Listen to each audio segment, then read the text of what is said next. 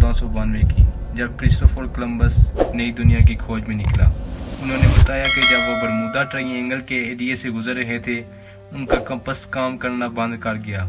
एक रात जब उसने अपने जहाज से आसमान की तरफ देखा, एक आग के गोले की तरह लाइट आसमान से होते हुए समुद्र में जा रही थी। और फिर यहाँ से शुरू होती है मिस्ट्री बरमूदा ट्रायंगल की। ये एरिया अटलांटिक ओशन में पाया जाता है। बरमूदा ट्रायंगल फ्लोरिडा से होकर बरमूदा आइसलैंड और पेट्रिको से होकर वापस फ्लोरिडा तक खत्म होता है। इस ट्रायंगल का रकबा 5 लाख स्क्वायर मीटर से लेकर 5,10,000 स्क्वायर मीटर तक है। इस जगह में तकरीबन 100 से ज्यादा जहाज गायब हो चुके हैं। लोगों के मुताबिक समुद्र की इस जगह पर ताकतवर वर्टेक्स पाए जाते हैं, या फिर इस जगह पर एलियन या सी मॉन्स्टर का बसेरा है। लोगों ने इस जगह को बहुत से नाम दिए हैं, जैसा कि the graveyard of Atlantic, the sea of doom, the devil's. Bermuda Triangle के एरिया में एक ऐसा वाकया पेश आया जो कि दिल दहला देने वाला वाकया था। साल 1881 में एक जहाज जो कि लंदन से न्यूयॉर्क जा रहा था। जहाज का नाम एलन ऑस्टन था।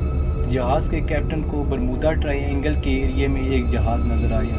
कैप्टन ने जहाज को गौर से देखा तो इस जहाज में कोई भी शख्स नहीं था। कैप्टन ने 2 दिन तक उस जहाज का मुआयना किया। जब उसे यकीन हो गया कि इस जहाज में कोई भी नहीं है, तो कैप्टन ने फैसला किया कि वो इस जहाज को अपने साथ लेके जाएगा।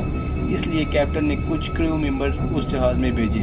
पहले 2 दिन तक ये सफर बहुत नॉर्मल था। दोनों जहाज साथ साथ आगे बढ़ रहे थे। फिर एक दिन तूफान आ जाता है। दोनों जहाज़ों के रास्ते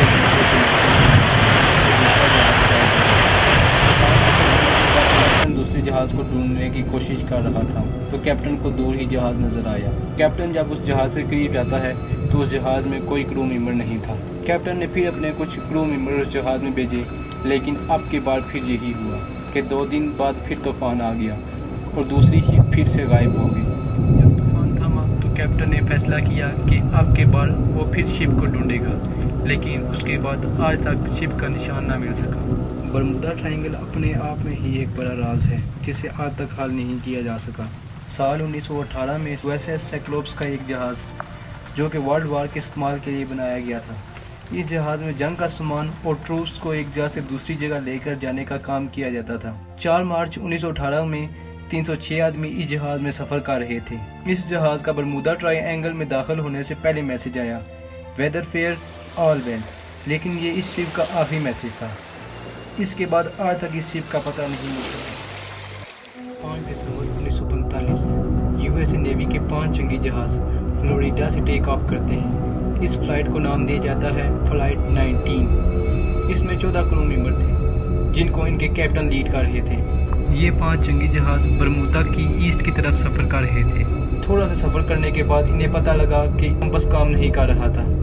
जब इन्होंने अपना बैकअप कंपास निकाला तो वो भी काम नहीं कर रहा था। जब जहाज़ों के पायलट ने एक दूसरे से पता किया तो उन जहाज़ों के भी कंपास काम नहीं कर रहे थे। इस वक्त ये जहाज़ बरमूदा ट्रायंगल के एरिया में थे।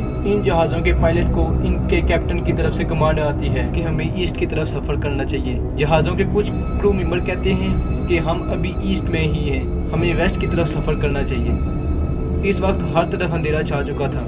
रास्ता ढूंढना और भी मुश्किल हो चुका था। जहाज़ों के कैप्टन की तरफ से आखिरी रेडियो ट्रांसमिशन आता है। इस आखिरी रेडियो ट्रांसमिशन के बाद आज तक इन जहाज़ों का पता नहीं लग सका। फ्लाइट 19 के गायब होने के बाद यूएसए की रेस्क्यू एयरक्राफ्ट इन जहाज़ों को ढूंढने के लिए निकलता है। 13 क्रू मेंबर के साथ इसका मिशन था कि वो फ्लाइट 19 को ढूंढे। ये जहाज़ फ्लाइट 19 को ढूंढने के लिए निकलता है और फिर ये भी गायब हो जाता है और ये जहाज़ बरमूदा ट्रायंगल के एरिया में गायब होता है। आज तक ना तो फ्लाइट 19 और यूएसए रेस्क्यू एयरक्राफ्ट का पता लग सका है।